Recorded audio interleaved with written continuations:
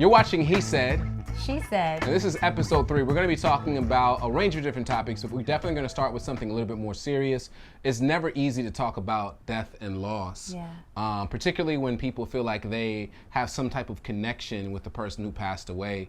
Nipsey Hussle, obviously that's one of the biggest stories in the world of hip hop, and not just the world of hip hop, but even beyond that. He was such an example that people look to, not just for music. Like it's dope when someone's life was bigger than the music, but it's tragic when their life is cut short and they don't get a chance to be there for their children, be there for their wife, be there for the community that they poured into. And Carl Ferguson, my homie. Carl put up some really dope pictures. Yeah, Carl put up a picture. Him holding a Cap jersey. Him holding up, I'm with Cap, which for Nipsey, that was like more than a photo. He's actually one of the biggest donators to the Know Your Rights campaign. And so the thing that I think really struck me about him, because I didn't know a lot about his life until he passed, but look at all the conversations that we're forced to have because of his life. I think it says a lot about your life when you pass away, the type of conversations that people are forced to have. We're forced to have conversations about what does it look like to be a leader, what does it look like to be giving back to your community, being an example. Artists talked about him as the blueprint. Like if you are an artist and you want to give back to your community or be a business leader, this is what it looks like. Not as a rapper, Absolutely. Just as a business owner in general. Forget the rap. I saw this story, and I hope it's true, but this woman was saying that her husband was always telling him about this nice shop owner and how he was always, offering him things for free, and he was just a very kind, nice soul and a nice person. And he would always tell him about the shop owner. And then he came home and he was really sad, and he said the shop owner had died, and he didn't realize that the shop owner was like Nipsey Hussle. He didn't even know that the guy was famous. He just knew and the woman was just like, no one has been this nice. No one's treated my husband with this level of respect. Like, forget who they are. And for me, people are great in my eyes based on how you treat people.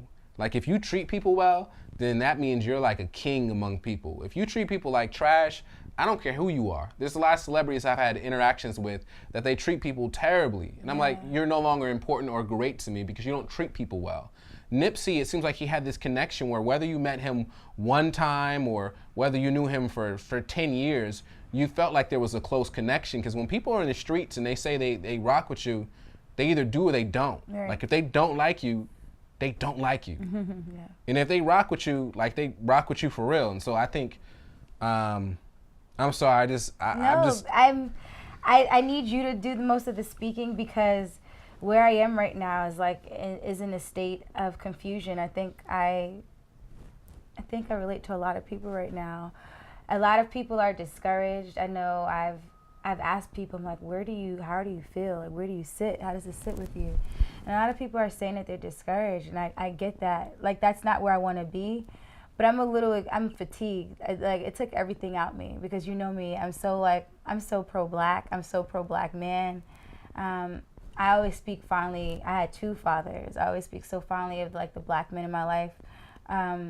Both of them were hustlers. Like when one of my dads died, we had 2 funerals for him, and both of them surprising. Like my dad, we grew up in church. What shocked me is when we had our first funeral in White Plains, the church was packed out with all these goons, and that's because my dad had a business on 44 School Street for 23 years. School Street, right down the block from Nepperhan Community. It's that is the exact territory that you hear DMX and the Locks rapping about, and it wasn't the nicest place by far. And my dad had a business there and connected with so many people, and hearing how people spoke about Nipsey Hussle, someone that was the thread and the grain of it, it just brought me back, because I watched grown thugs cry at my dad's funeral, and that's what made me realize my dad wasn't just a superhero to myself, he was a superhero to me. And that's kind of what I felt like I lost. And I know it sounds crazy, I'm a grown woman. It's I don't hero size and fetishize celebrities, but I think all of us looked at Nipsey, he represented so much for so many people. He was so accessible. And I think we're mourning him because we didn't lose a celebrity. We felt like we lost our brother. I felt like I lost my brother. I felt like people saying that they're discouraged is probably the most accurate response to it, because it's just they lost their hero. He was a hometown hero. And it's just really sad for someone to feel like they have that much authority and entitlement over someone else's life. You talk about different things that were raised, and I think about like how one of the most popular conversations that people are having are the conversations about conspiracy theory. So I want to know where you stand with that. Did you even entertain like the thought and idea like before it came out? Like, were you entertaining the cause of death? Did you know anything about his other philanthropic endeavors? Yeah, I mean, for me, I think people need to take a beat. I think far too often people want to be the investigator or jump to a conclusion when we don't have any information. And the internet in particular, everyone's got to have a hot take. Everyone has to have some type of opinion. I'm like, can we just take a beat and actually wait until we receive some form of information? And why don't we actually leave some time for mourning? I feel like when you get into this investigative mode, there's no time for mourning. So if you're someone who's lost somebody, you go online and you're seeing all this people arguing about the cause of death. People like, yo, we are, someone's like, yo, sister, we got you because we know it's government. And it's like, yo, someone's mourning. They're not even like, I'm not even in that headspace. They're not even in that headspace. And you also have people posting videos, different things. Like, the internet's such a weird place when it comes to mourning. And then there's something that people do when people die, which is to insert themselves in that person's story or to post the selfies, or not selfies, but you've taken a picture with a celebrity, and there's definitely a place for that. And I understand the reason that people do that, but there's just a weird thing that people do with death that even for me, I didn't even know if I was gonna post about my father passing on social, because I was like, I feel like this is mine and I want to keep this to myself. So I didn't really tell many people. I told you and I told Mitch like right when it happened. And I think I told Melinda, like I told just like a few people, but like, you know what I'm saying? Like, it wasn't, you needed time to mourn. You didn't want to. And that was the thing. And then putting it online, now it's everyone else's to dissect and to decide what their ideas or to ask you questions. And I'm like, yo, y'all jumping out the gate with all the conspiracy stuff with no real information, and then everyone has an opinion. This is a complete, this is me completely going in a different direction. But a couple weeks ago, everyone was posting the Maya Angelou clip where Maya Angelou corrected the woman because she called her Maya, and she's like, no, I miss Angelou to you. People were going off on Maya Angelou about that, which I thought, one, was weird because I didn't get what she did wrong. Not a thing. But no one played the clip of her at the end of the episode where she says, hey, I apologize for if I spoke to you in a harsh tone. It's just when you said your age and the way that you addressed me, it alarmed me. But nobody played that. But people have all these opinions, and we haven't even seen, like, how do we have opinions about things that we don't really have much information about? And I just feel like the internet, everybody's got to have something to tweet, something to say. Yeah. Everybody's like a Donald Trump. You got all this opinions and you don't have any information, and you're just spouting like nah, let's take a beat. It's a tricky situation because I feel like with most things, anything that happens where let's get it clear. We are doing exactly what you're saying we don't like. We're making we're commentary. Like, this is what we do. But we're not. We're only talking about things that we know. Yeah, we're not talking about things beyond what we know. I want to acknowledge that we are a part of the culture to a degree, but it gets really, really tricky for me when like everybody is like Twitter fingers and all insomniac levels of like wokeness on Instagram and on Twitter. But when it comes to like actually being woke and doing the work, like everyone's asleep. Like everyone have like you have not as much momentum and excitement about mobilizing as you do about like tweeting or posting. It's very easy to throw out an idea. Yeah. And when you speak about commentary, it's not so much an attack on people having commentary or posting a picture with a celebrity. That's not even what I'm talking about. I'm saying the way that we deal with death, because it is so final and it is so real for the families and the people that are impacted by that, where, I wouldn't even talk about, you know what I mean? Like if you wouldn't entertain the cause of death. Well, but I'm saying even if someone says like, even if someone's talking about their loss, like what if someone was talking about like their loss of like my dad died, and they're saying, yo, I feel what you feel. Like, no, actually, you don't. Like, there is a specific way in which people are mourning that I feel like we need to give that some time. And I feel like it is like, it's arrogant and it's out of place, and it's like showboating for people to come in like, nah, that's not what we're doing right now. Like, that's not what we're doing right now. And so for me, I just don't think it's apropos or appropriate. But when I looked at his life, like, it was like a sermon. And they say that, you know, the best, you know, the life that you live every day, like your sermon is the life that you live every single day. And so a lot of people have these ideas of things they believe in or things that they think, but it doesn't match the life that they actually live. Like, what's the life that you live? What's the legacy that you're gonna leave? And when I thought about him, I thought about like 4 different messages that you could actually talk about, things that came directly out of his mouth and that you could observe from his life. The first one I wrote down was invest in assets. You see that clip of him when he was like 17 or 18, he was like, I'm not investing in these depreciating liabilities or whatever, I'm gonna invest in assets. And he started talking about wealth building. We as a community, wealth building is key, not just for yourself, but for other people. So far too often, if people don't have children, they don't think about wealth building in terms of how it impacts a greater, wider community. Because when you're able to create jobs for people who could not get jobs because they have a history of being a gang activity, or because maybe they were locked up, whether on false charges. Crime. Exactly. So you're helping people have opportunities so they don't have to go to the streets. And if they came from the streets and they have a criminal record, they can now get work opportunities. So not only was he employing people, but he also was creating the co-working space, right? A co-working space where people can come together. He was developing low-income housing. He was supposed to meet with the LAPD to start working on relationships between their community and the police officers. And I don't know if you saw that, but there's like tweets from police officers mourning the death of Nipsey Hussle. Like, the police officer was like, when I saw the name, I was like, no, there must be a mistake.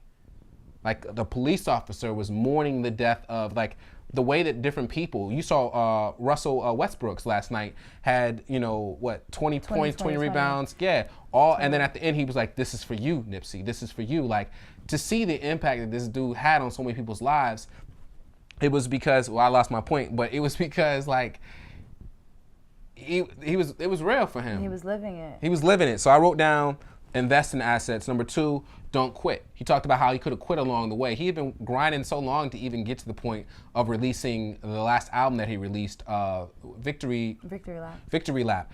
Like, the amount of time that he had been talking about that project for years before it even came up. And some people think, yo, his Victory Lap, he's not doing his Victory Lap. No, he did. That was his Victory Lap. Like, he was a champion. He died as a king. Like, some people, like, they're not living their life. He was 33 years old. Some people had 50 years old and haven't done half the things that Nipsey had done in that short period of time. And he wasn't on top the whole time. Like, it was a process. He was able to get into the game and release his first project on a major label and own the masters. And be nominated for a Grammy. Yeah, and be nominated for a Grammy. Like, he was a master. So, like, he swept it. He was thinking about his destiny, about how he wanted to do it. And so rap, a lot of times, you almost are like a prophetic voice. You're speaking your life in the direction that you want to see it going. And Nipsey spoke about his life and what he wanted to do, and then he did it. Absolutely. Like, to me, that's an example. So invest in assets, don't quit, master your energy. He was saying, yo, everything that happens in your life, it's because of the energy you're putting out. And so if you're in a situation you don't like, consider your energy. Consider how you want your life to be different in the energy you're putting out. He put out really great energy. So when people met him, whether you met him one time, you felt like, yo, this dude, he's really solid. His energy, he feels grounded, he feels rested. And I look at the younger clips of Nipsey, he still had it together, but you see as he progressed to his life, he had even more of a calm, more polished, restful. He was like, what is that word when you like not self-possessed, but I can't think of the word. I'm like that guy that will think about a word for days and days, but like he had the Bible says it's better to rule your own spirit than it is better he who rules his spirit than he who takes a city, right? And so he had rule and control over his own spirit, and you could see that, you know what I mean? Like, he kept himself grounded. He was contained. Yeah, but he also made sure that he was a man of principles. You know what I'm saying? So I wrote down live full, die empty. He didn't say those exact words, but that's a principle I always live by. Like, you want to live your life till by the time you die, you really made sure that your purpose, that you were focused on the why, not just what are you doing. You're a rapper, okay, great, but why? Like, what is your purpose beyond rapping? And some people, their whole purpose is to get money, and then they buy stuff, and then they feel empty because they didn't have a purpose behind doing it. If you're not helping anyone but yourself, like, the real problem is this, and I'm gonna get to this other point, but the real problem is, in the world, you have, in a lot of organizations, they say you have 20% of the people doing 80% of the work. And I think that's what happens around the world, is that you have people that there's not enough Nipseys. There's not enough people who are using their art and their platform to lift up causes and to actually make a change in their community, that feel like it's part of their responsibility. Like, because I think a lot of people get tied into just having all their relatives that are broke hit them up for money, and that becomes like their thing, but not necessarily having an impact of like job creation in their own community. And there are a lot of artists who do, you know, like the Locks. I can't remember which member of the Locks has a juicing company. You got Jerobi, who has like his taco business. You have Akon giving power and energy to different nations in Africa, like solar power. Yo, you got a lot of people out there grinding. You know, T.I. has been, different people are doing different things, but I think Killer Mike. One of the principles, and Killer Mike really talked about creating opportunities for people that were in gangs. And that's what he talks about on his new show, is exactly what he was doing. He was creating opportunities so that people would have that. I also thought of somebody else just ran across my mind. But yeah, there's a lot of examples, but I think that we need to have a lot more Nipsey Hussles and not a lot more of the people that we just spoke about. Kendrick is who I thought about. We have to learn to respect money. I think that we still suffer from low self-esteem, and so we still want to get commercial things to make ourselves feel better. 50 Cent said in a documentary, it was called Letter to the President, and he said, he was talking about living in the projects and how we live in the projects and how like it kind of gets into our psyche that like we're not worth anything. And he said, but I got these shoes on and it makes me feel like I'm better than you. We're from the same pissy like project, you know, housing unit or whatever, but like these shoes make me feel like I'm better than you. And I was like, yo, that's so sad. That is so sad. Like, I think that's the issue, is that a lot of times, like, there has been so much that over the years of what this, of living in this country and what it has done to the black psyche, that money and the way that America pushes consumption and consumerism, and if you don't have money, you're not. So a lot of people start buying into that idea. And I think it gets into our psyche. And so I think that when you have artists like Kendrick, they're like, I don't care about a brand. I don't care about showing you how much money I have. I want to create real opportunities and I want to create lasting wealth. I think that is something that we just need to see more of, because these people rap about tricking off all this money and then they inspire next generation to do the exact same thing, or people are taking pictures with money. Like, how dumb are you? The last thing that I thought was dope was just create opportunities for others. He created opportunities for others. We already talked about that. So the 5 things again: invest in assets, don't quit, master your energy, live full, die empty, and create opportunities for others. So I think those are very, very strong principles. I think what in the wake of his death I've seen, just in my friend group, I have one friend, I called her and I'm like, hey, how's it going? She's like, I'm working on this alkaline diet. Like, I think this loss is actually impacting people in a more direct way, where people are holding themselves accountable. I really got nothing. I think if you want to know how I feel, let the fact that I have, like, it's not the same energy for me. I really was hoping I could give you more. I wrote so much, but like, it really gets hard to articulate. Because like, I'm mourning the loss. I feel for his children. I feel for Lauren, but I feel for the people that the people that I spoke to, mostly young men that I spoke to that feel discouraged, because it's just like I'm mentally preparing, and then like I'm trying to like get spiritually conditioned to like making sure that people feel acknowledged and understanding, and like there's so much to manage in between all of this. And going back to what I asked you earlier about the conspiracy theory, about like how did you handle the death, I'm like, I understand why people were leaning on the air of conspiracy theory, because I think a lot of people share the same sentiment that we've come such a long way in the Black community, as far as like our ownership and taking and understanding our value and having ambitions outside of like getting rich quick. We are understanding generation wealth. I think, and money, speaking of spirituality, money is a spiritual thing. Money is about having a spiritual relationship. And so like when you talk about wealth, economic wealth, and you talk about it in the same sentence of like, of it being spiritual, Nipsey Hussle was able to put that into context, and it was so accessible when he did it.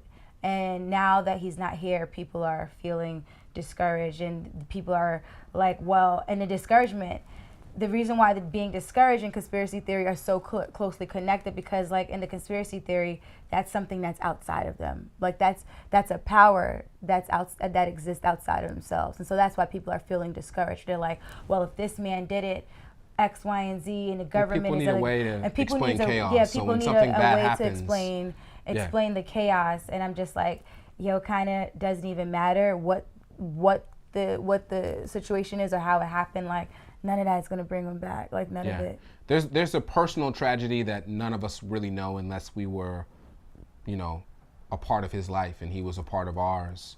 But there is a collective tragedy, and that's the fact that we don't have a lot of that, but that's the real problem. Yeah. And so we just need more people to stand up, and that's not just a call for artists, that's a call for us to figure out how we can be active in our communities.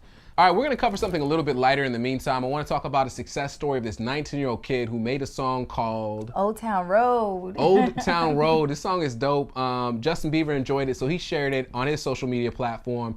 Then it ended up getting picked up by country music radio stations that didn't have an official version, so they just ripped it from YouTube. Yep. And started playing it, and then it ended up on the Hot 100 chart. It tried it like at number 19 or something. But it also ended up on the R&B and hip hop chart as well as the country music chart, and it topped out at what? 19. At like 19 before it was taken down. They decided to take it off because that's what they try to do, man. They trying to stop us. But here's the thing: is it's like, and then Billboard reports it's like, oh, it didn't have any country elements. Oh, what? Well, they said it had certain elements, but they said it was missing certain elements, but they never said what those elements were. What those elements are, right? Yeah. So conspiracy, maybe. So I just didn't know what was going on with that. And the song, I hadn't heard the song. I just had read about it. Slaps. And first of all, I'm like, why is his name Lil Nas X? Like, who is Lil Nas X? And so I turned the song on. It's like, I'm gonna take my horse to the old town road and ride till I can't no more. I got my horses in the back. Horseback in the back. Like, and it sounds like, can't nobody tell me nothing. Right. I was like, can we get a Jeezy remix? We can't sing that together. I feel like we could be harmonizing on that. I'm not gonna go you there know, with you know the lyrics? I do know the lyrics. I'm just lyric. There's no lyrics to the song. Let me see if I can do it. I feel like I can give you guys a rendition because I don't know if I can play this on YouTube, but. Yeah, I'm gonna take my horse to the old town road and ride till I can't no more. I'm gonna take my horse to the old town road and ride till I can't no more. Got my horses in the back. Horse tack is attached. No. Hat is matte black. Got my boots with the black match. Riding on a horse. You can whip and Porsche. Being in the valley, ain't beaming on my Porsche now. Can't nobody tell me nothing. Can't tell me nothing. I think you're getting all the melodies mixed up. Can't tell me nothing. Can't tell me nothing. I just like when he's like, I got my horses in the back. Horse tack is attached. I got my horses in the back. Horse tack? What's the horse tack? Horse tack is the thing that it's all the equipment. I got my horses in the back. Horse tack is attached. Hat is matte black. Got my boots that's matched to black. This song is amazing. Like when I first heard it, I was like, yo, this song is dumb. No. And then the second time I heard it, I was like, yo, but it kind of goes a little bit. It's really that 808. I think that's what happened is like the country music people, they heard that 808 and they was like, yo, I don't know. But what's the girl's name? Kelsey Musgraves. Like she won she swept the Grammys, and she has some Grammy songs. She has some songs on her album that incorporate all elements, like different elements from other genres. So that's what I'm saying. It really is about him what he looks like.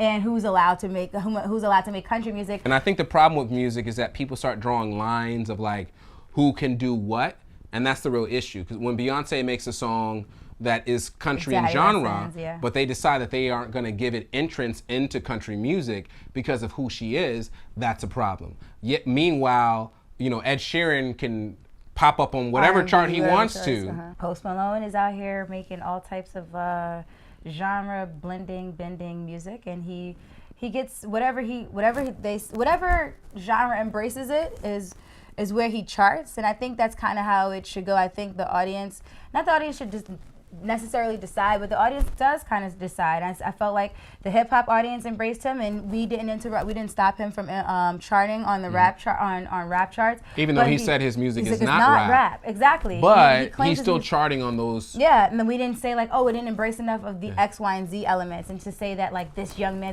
and it absolutely does. Lyrically, it does. Structurally, it does. Like country music. I always gravitated to country and folk music because I felt like it was really, really good. Like, it's some of the most simple storytelling. Like, if you gravitate to hip hop and rap for like being able to tell like stories, simple stories in complex ways, then I gravitate to country music and folk music because I was like, wow, this is some really good storytelling with the most simple lyric, with just like really beautiful melodies or just great structure. And this song is that. Like, you hear the song twice and you know it by heart because like it has the format of a country song. It is by all intents and purpose like built the same way as a country song. Because you threw some 808s on it. Honestly, he's not even rapping on the song, so you can't even call it a rap song. And someone was saying was saying it was country rapping. I was like, at no point is he rapping. At no point is he rapping because like I got the horse deck in the back. Like it's all like it's the whole country cadence. It's the slow draw and then the pickup. But it tells you a lot though because you know Beyonce was blocked from being in certain country music spaces as well. Yeah, they want to even sterilize though she has songs that are country. Definitely country. But she's not allowed to be that. They're like Beyonce's still over there. So if they're gonna do that to Beyonce, and Beyonce is arguably the biggest artist in the world right now. If she can't operate in certain space, then Lil Nas X, you know what I mean, it may not work out for him, but yeah, let the audience decide. Yeah, if country radio stations are playing it and people are requesting it and people are saying it's my favorite country song of the moment and Billboard decides when it's not country, when did you become the gatekeeper and you were the one that decides what's country and what's not? And that's why you gotta let the listeners decide. Yeah, and that's why you gotta be so like. That's why I love and appreciate what J. Cole wrote about the Grammys. Can't even paraphrase it, but I remember like during the Grammys he like wrote this message about like not letting like an award kind of like dictate what his impact is and what he was going to do and what the value of his music was. If you look at it like Billboard, you have the Billboard Awards, you have Grammys, and like throughout the year, every time these award seasons show up, like you'll see different levels of activity between like the different boards. It's like not all that stuff matches. Like Grammys can roll around and he can like get a single for a Grammy for best country music or song, whatever. Like these things are they're just so inconsistent. Yeah. But it's also kind of arbitrary because when you think about like there are only two genres of music that exist, in my opinion, is good and bad. But for the sake of this conversation, to kind of exclude someone from enjoying their music and you telling them like what their music is, like you can't police someone's art that way. I mean, the problem is it's not just it doesn't just create like a problem for Lil Nas X. Obviously, this is a great moment for him because more people are having a discussion and a conversation about him. But Billboard doesn't understand that the more they do things like this, they're going to end up being rendered irrelevant because people aren't going to look to them. If the fans are listening to the music and Billboard is saying that it's not, then you're going to end up, there's going to be a serious disconnect where people are going to be like, you're irrelevant. Yeah. Like your opinion doesn't, you are no longer someone that we will go to and listen to. So, but I do enjoy the fact that this 19-year-old kid made this song like any type of music he wanted to make. Like that's what real artists do. Like they make whatever is on their mind at that point in time. So I love the song, and I'm gonna sing it. I'm also happy that it was country. Like I'm hella happy. I'm like, this is great. It's different. You know what it was for me? I was afraid that it was gonna be like a gateway drug, like it was gonna be like a gateway because gateway drug. After listening to the song, I wanted to listen to more country. Slim Jim? He was like, I want a Slim Jim. No, that's some rock. Rope. Slim Jim is definitely country. Jerky. Snap to Slim Jim, isn't that? No, rock? I mean, no. That's branding, that was wrestling. That sounds like the wrestling. Yeah, but wrestling is more rock than I would think country. But that's later. Slim Jim, we're talking about the actual, like, Slim Jim is a jerky. Jerky is very country. It's like very Western. Very Western. It's all I'm saying is that All I'm saying is that I feel like this song was almost like a gateway for me because I then wanted to listen to more country music. I wanted to, like, after hearing this song, I'm like, that's cool, like that I'm listening to the song and it made me want to listen to more country. Like, that's what a good song should do. The same way that Jordan Peele, when he made Get Out, I then was open to watching movies I otherwise would not have watched because I was thinking, this is informing. So I was thinking, oh, country is informing. So the interesting thing is when people make different types of music, you open up the genre and everybody benefits from it. Like, it's not taking away, it's adding to. And so people have this reductivist way of looking at things that actually, like, ends up being a problem for them later. Like, they don't see it now, but they'll see it later. So it'll catch up. Yeah. Like, you know what I mean? You don't get to do something to someone else that doesn't impact you inversely in the other way. Just like Nipsey Hussle said, like, you got to master your energy. You got to think about, like, Billboard, you sending out some particular type of energy right now, and that energy is going to come back to you. So just be careful how you move. Ooh, Like, Elliott's sending threats over the way. It's not even threats. It's literally just saying, like, that's you and your energy. Just like the movie Us, like, it's you and your energy. That's you. That's a you thing. It ain't got nothing to do with me. That's what you're putting out there. You're creating things for yourself. Yeah, people can create blessings or curses or opportunities or disadvantages for themselves. Yeah. No one did it. That was you. Gonna take my horse to the old town road and I'm ride till I can't no more. Got my horses in the back. Yo, that joint go hard. That is bad. Black got the boots that's black to match. Yo.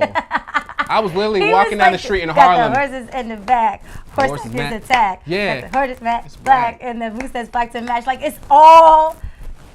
I like it. I'm here for it. I loved it. I'm gonna do a little dance. I got my little cowboy boots. You already see me with the armed and dangerous hats. I already got my little yeehaw chic on there. I know Black Twitter was on that yeehaw chic. I'm out here yeehaw chic with it next week. And we're going to be up here. We're going to be out here. You know what reminds me of Country Kendrick? Did you ever see that? The guy that did Country Kendrick? No. You never saw that? No. Oh my gosh, I have to play it for you. I might have to get you to react to it. But before we do that, just want to tell you guys, thank you guys for watching another episode. He said, she said. Yeah.